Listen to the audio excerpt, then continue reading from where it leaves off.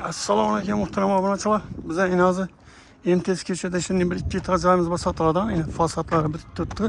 Tranterlar bo'lgan. Bir yon taraf sotilib turibdi. Bir yon taraf qolib turibdi. Aldalari tashkil etilgan. Yine elektr o'chiruvchilar qo'yilgan. Yani bismillahda bir çan kısmına yazı görüp çıkalım. Tamam.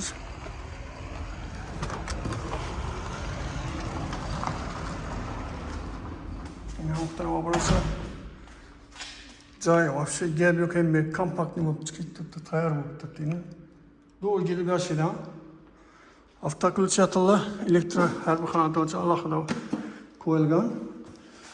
Zineler hem oppa bak. Nice bir kebut tuttu yine. Kuşlu öneleri. Yine çap tarafımıza zal. Çap tarafımıza zal. Doğrumuzda yine televizyon koyusu için böyle koyulup tuttu. Raziyetçiler, sütenikler koyulgan. Yan tarafımız, çap tarafımız zal yine. Yine zal. Oynasam köçer karab tuttu. Birden yine televizyon koyusu için doğrumuzda raziyetçiler ip mebellerini tayar.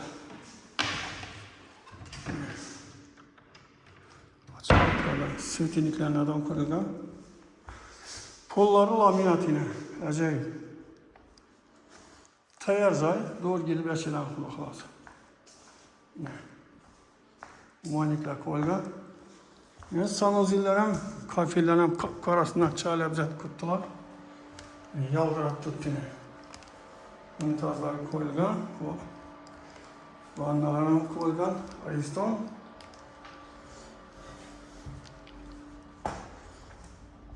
Yine birimiz spalni. 4'e 3 aramız spalni. Yan tarafta yine bağı var. Yine bağı var.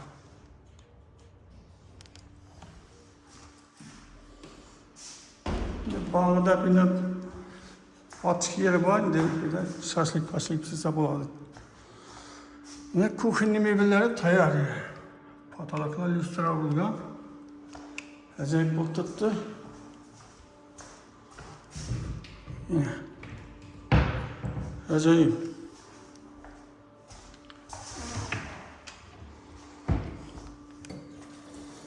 Su yattı.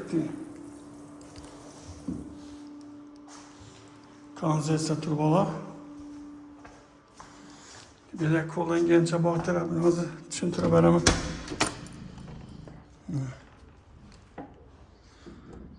Yine şimdi bağ tarafı.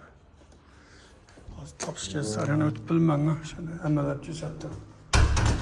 Bir de yine lüstralar acayip lüstralardan koyulgan. Kvadrat metre adashmasam 170 kvadrat metre. Dokumentler tayar. Doğru ada oturup veriladi. Xudo xolasa yine oppoq zinalar qo'yilgan. Xudo xolasa telefon qilaverasizlar. Tayyor joy.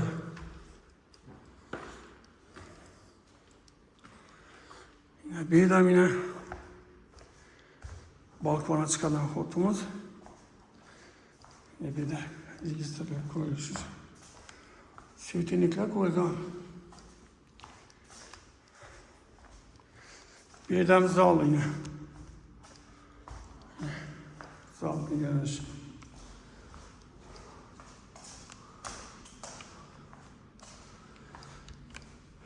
Yine.